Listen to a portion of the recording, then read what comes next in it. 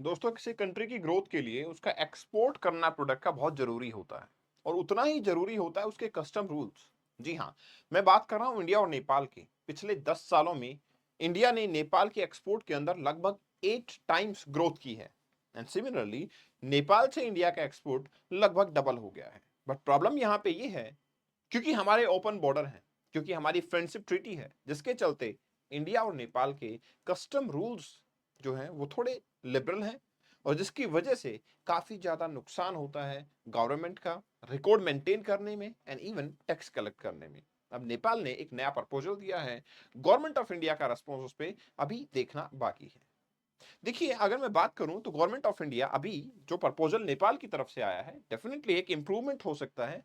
तो आज हम जानने की ये कोशिश करेंगे कि कितना इंडिया और नेपाल के बीच ट्रेड होता है, क्या क्या प्रॉब्लम्स देखने को मिलती हैं, प्रीवियसली हिस्ट्री में क्या सोल्यूशन रहे हैं और नए प्रपोजल से हमारी क्या इंप्रूवमेंट हो सकती है। तो सबसे पहली प्रॉब्लम तो ये है कि हमारे ओपन बॉर्डर है।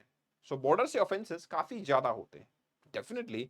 एक तो हमारे लिमिटेड नंबर ऑफ पॉइंट्स होने चाहिए, जो कि हैं भी लगभग 27 पॉइंट्स हैं इंडिया और नेपाल के बीच में, जहां से एक्सपोर्ट जो है वो इंश्योर किया जाता है। अब इंडिया नेपाल बॉर्डर की अगर मैं बात करूं तो लगभग 1850 किलोमीटर का बॉर्डर है, जो हमारे 5 state Sikkim, West Bengal, Bihar, UP और उत्तराखंड से कनेक्ट करते हैं। और डेफिनेटली क्योंकि हमारी फ्रेंडशिप ट्रीटी है तो यहाँ से हम ओपन बेसिकली आना और जाना लोगों के लिए अवेलेबल है। लेकिन प्रॉब्लम यहाँ पे क्या आती है? प्रॉब्लम आती है इलीगल ट्रेड की, और स्पेशली ऐसी कमोडिटी जो काफी एक्सपेंसिव होती है, फॉर एग्जांपल गोल्ड। अगर मैं इंडिया की बात करूं तो डेफिनेटली 2023 के अंदर इंडिया ने लगभग 603 मिलियन डॉलर का एक्सपोर्ट जो है नेपाल को किया। और नेपाल से इंपोर्ट की अगर बात की जाए तो वाज 77.7 मिलियन डॉलर जिन नेपाल से इंपोर्ट किया गया है। अब इतना बड़ा ट्रेड देखते हुए हम ये कह सकते हैं लगभग इंडिया के एक्सपोर्ट का 2.5% ये कंट्रीब्यूट करता है।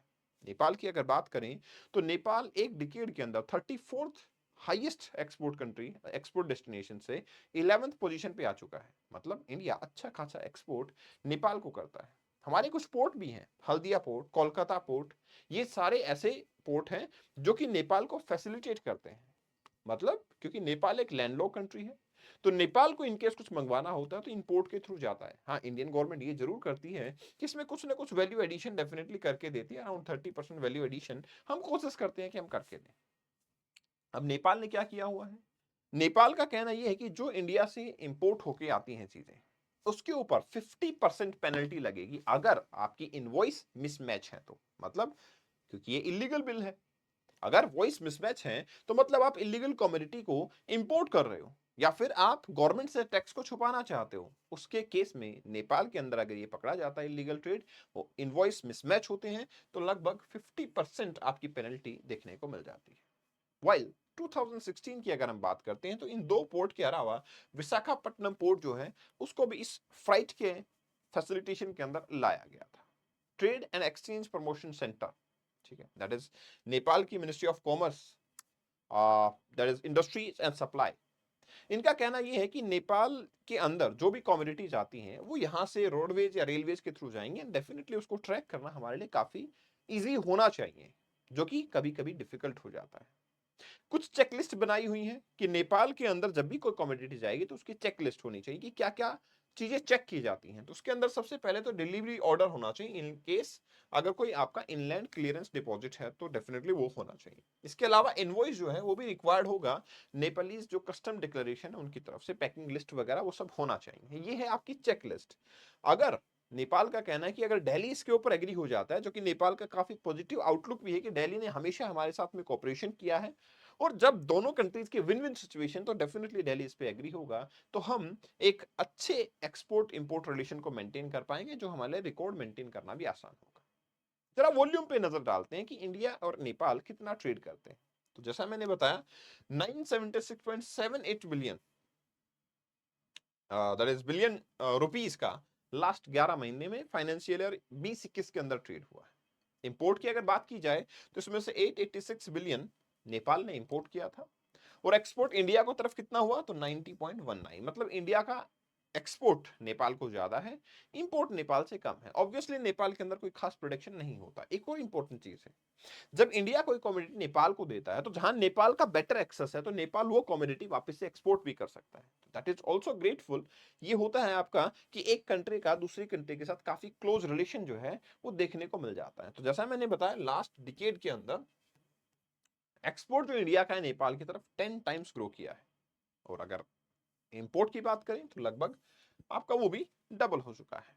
ठीक है, जैसा मैंने बताया था कि 11th लार्जेस्ट डेस्टिनेशन एक्सपोर्ट के लिए अब नेपाल हमारा माना जाता है। लगभग हम कह सकते हैं 2.34% इंडिया का एक्सपोर्ट कंट्रीब्यूट करता है नेपाल, जो नेपाल के जीडीपी के अंदर काफी ज्यादा वैल्यूएबल है। 22% वैल्यू ऐड करता है।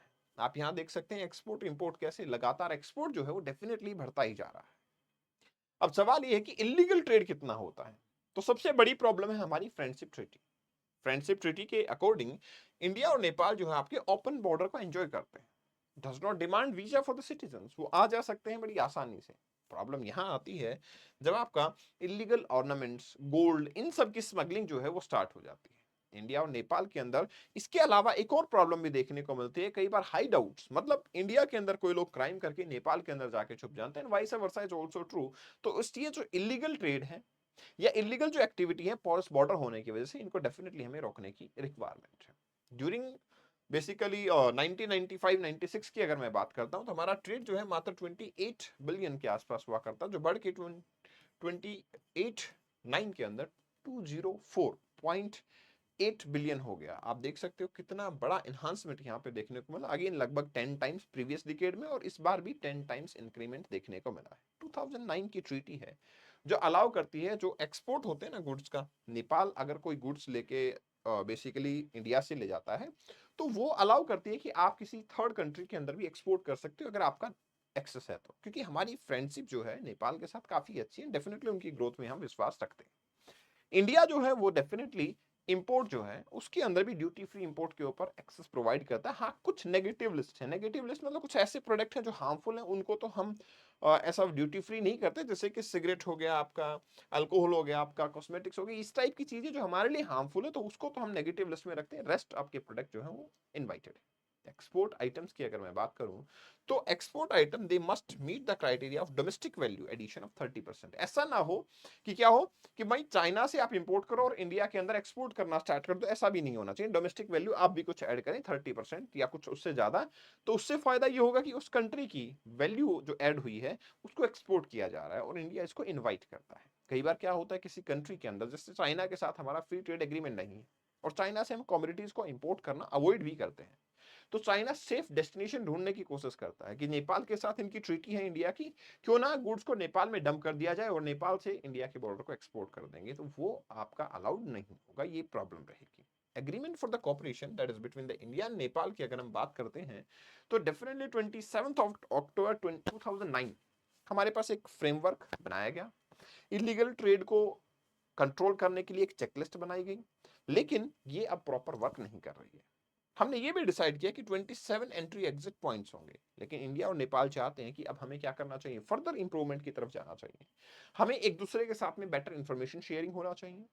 जो कम्युनिटी आपकी विशाखापट्टनम पोर्ट पे या आपकी हल्दिया पोर्ट पे, कोलकाता, कहीं भी आपकी कम्युनिटी रिसीव होती है, वो सारी इंफॉर्मेशन नेपाल के साथ भी शेयर हो, एटलीस्ट वो वाली, नॉट सारी कि आप कुछ इंपोर्ट कर रहे हो वो भी, लेकिन जो कम्युनिटी नेपाल जानी है। तो बाय रोड और रेलवे जब जाते हैं तो कुछ चेकलिस्ट एक दूसरी अथॉरिटी एक दूसरे के साथ में शेयर करें, ना कि अथॉरिटीज ऑफ नेपाल को उनसे पूछना पड़े जो कम्युनिटी इंपोर्ट कर रहे हैं। तो ये कुछ इंप्रूवमेंट हो सकते हैं। इससे आपका क्या होगा, डबल चेक सिस्टम जो है वो एस्टेब्लिश हो पाएगा। नेपाल इज होपिंग कि यस हमारे लिए विन विन सिचुएशन है दोनों कंट्रीज के लिए, तो वी विल डू। और दूसरा, इंडिया इंडिया हमेशा ही एक लिबरल अप्रोच रखता है अपने नेबर्स के लिए। आपको याद होगा मालदीव के साथ में हमारा इतना ज्यादा रिलेशन वर्स्ट होने की कगार पे था, लेकिन स्टिल रिसेंटली जो आपकी गवर्नमेंट ऑफ इंडिया है उन्होंने कुछ असेंशियल कम्युनिटी मालदीव को एक्सपोर्ट करने की परमिशन जो है, रिन्यू जो है एग्रीमेंट, वो कर दी है। उस पर एक्सटर्नल अफेयर मिनिस्टर जो मालदीव के हैं उन्होंने हमारे एक्सटर्नल अफेयर मिनिस्टर का धन्यवाद भी किया है। तो इस टाइप की अप्रोच इंडिया हमेशा रखता आया है, एंड डेफिनेटली नेपाल के साथ भी हमारे पास सॉफ्ट कॉर्नर देखने को मिलता है। व्हाट डू यू थिंक, क्या हमें नेपाल के साथ इस टाइप की इंफॉर्मेशन को शेयर करना चाहिए या नहीं? इस सेशन की पीडीएफ को आप कपिल भारद्वाज फॉर यू से डाउनलोड कर पाएंगे, and this is my Insta handle, you can follow me here. Thank you very much, best wishes.